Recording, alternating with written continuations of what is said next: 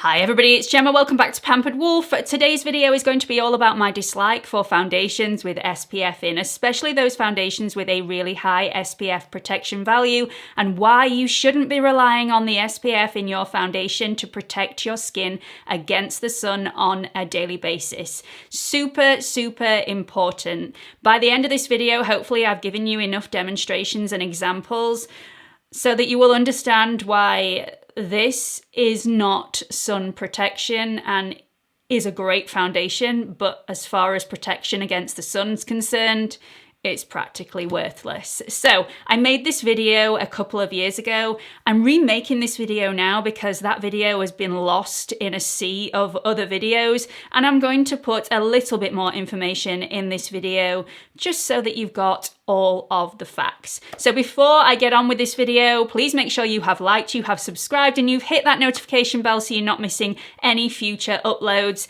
I'm also on Instagram if you want to follow me on there. It's at Pampered Wolf, all lowercase and no spaces. Let's get on with this video.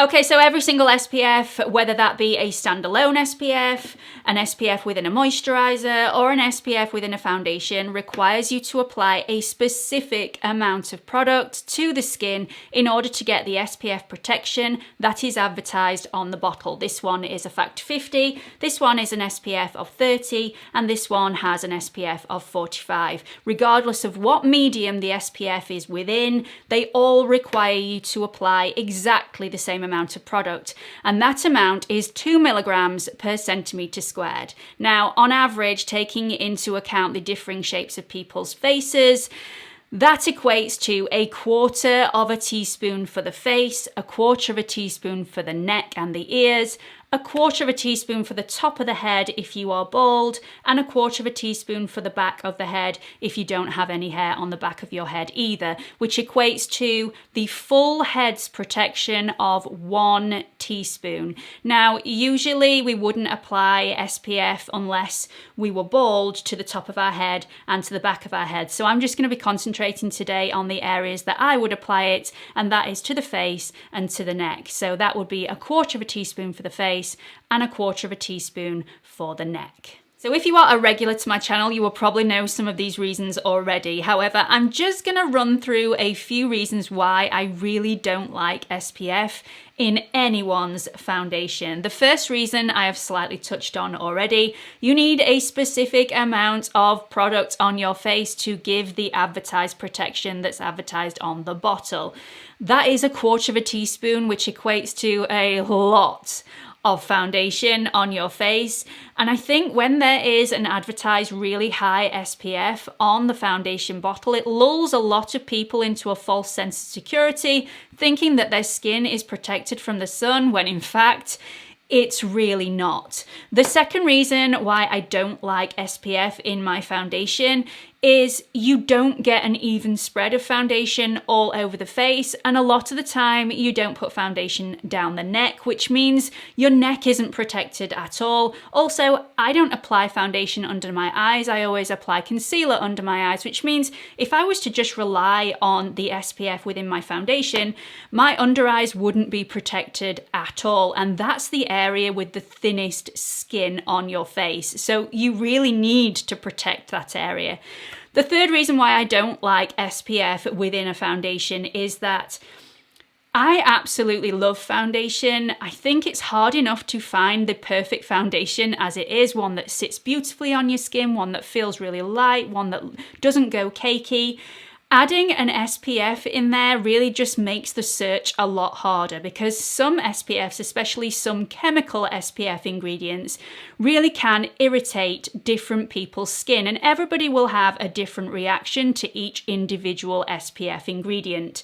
For me, I sometimes get itchiness and irritation on my face if I use a specific SPF ingredient. So if that SPF ingredient is actually within the foundation, I may have found the perfect foundation for my skin, one that looks beautiful, one that feels really lightweight, one that's coverage is absolutely fantastic, one that lasts all day.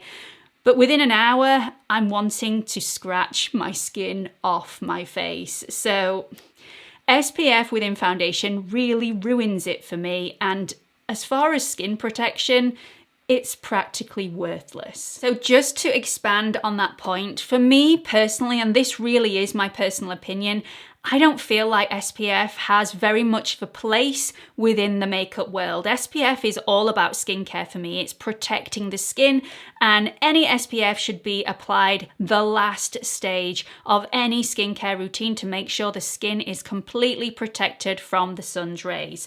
Although I do feel like some sort of SPF in a foundation can top up very slightly your usual SPF, it definitely shouldn't be relied on. Yes, it's better than nothing, but only just. Okay, so I'm going to show you how to achieve a high factor 45 sun protection on your skin in 2 different ways. And they are going to look very, very different. The first way I'm going to show you is by applying my usual standalone SPF, and then I'm going to apply a beautiful natural makeup coverage over the top using the Estee Lauder Futurist Hydra Rescue, just so that you can see what it looks like and how it sits on the standalone SPF. The second way that I'm going to show you how to achieve a factor 45 or above sun protection is just by using the Estee Lauder Futurist Hydra Rescue Foundation. Then we're going to have a little bit of a side-by-side view so you can see the difference. Let's get cracking. Okay, so I'm going to measure out my SPF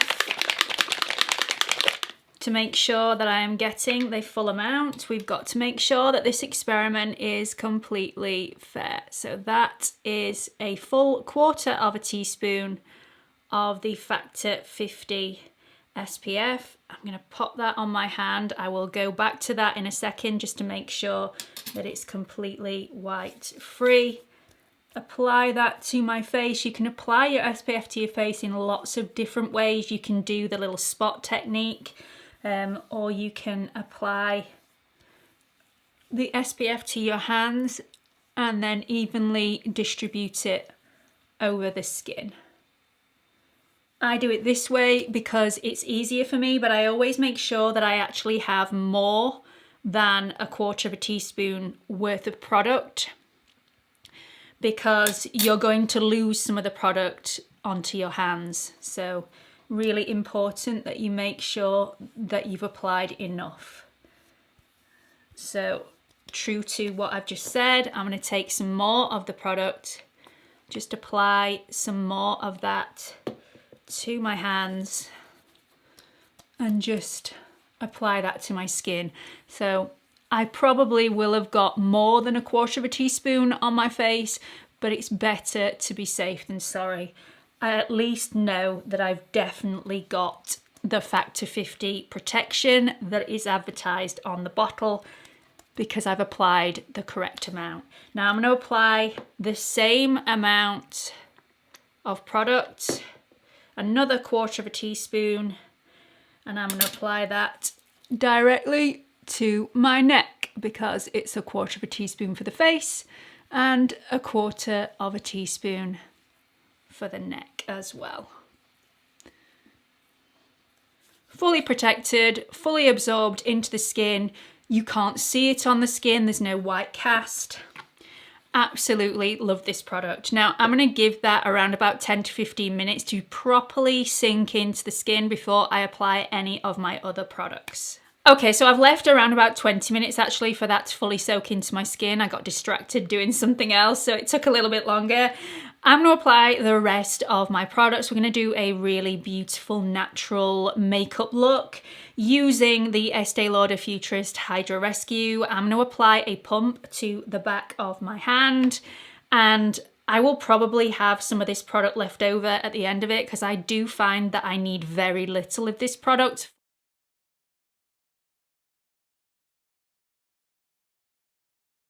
Okay, so I've achieved the level of coverage that I really like. I've got around about half a pump of the foundation left on the back of my hand. I'm going to get the rest of my products on, and then we'll move on to doing this with just the foundation. That should be fun.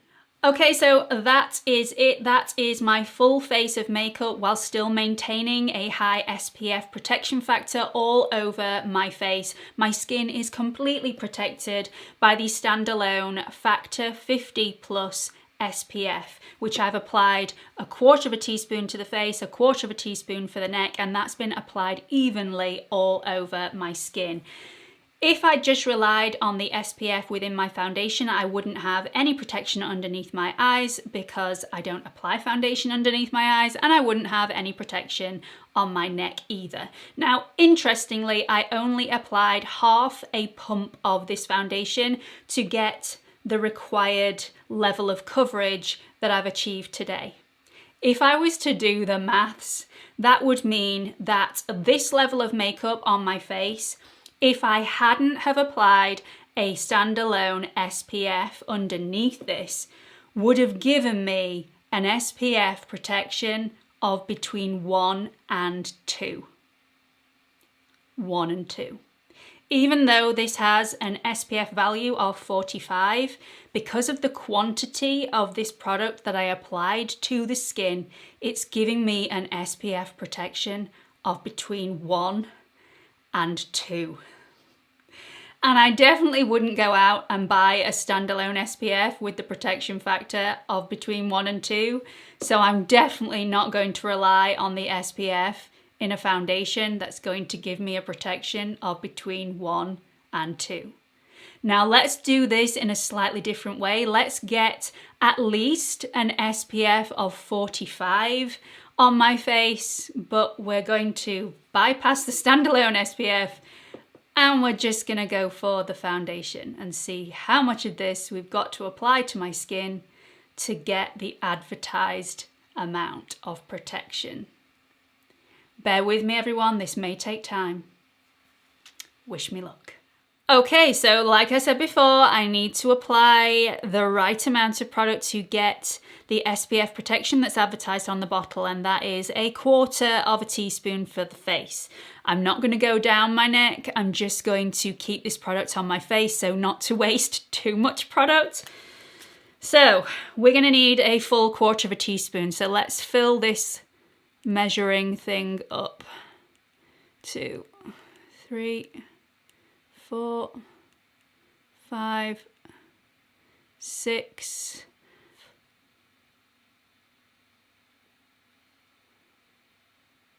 So that is the 1/4 teaspoon measure.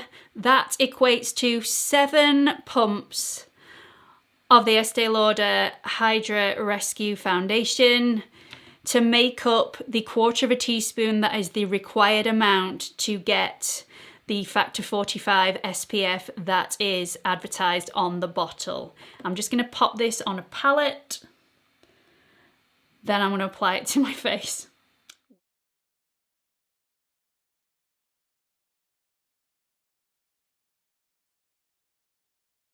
Okay, so I have full coverage already on my face. I've used a lot of product already and there's about 90% of the product still on the palette, and this is already more coverage than I'm used to. Let's keep going.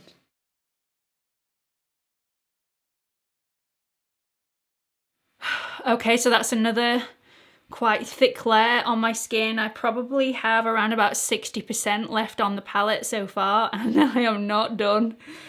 Okay, keep going.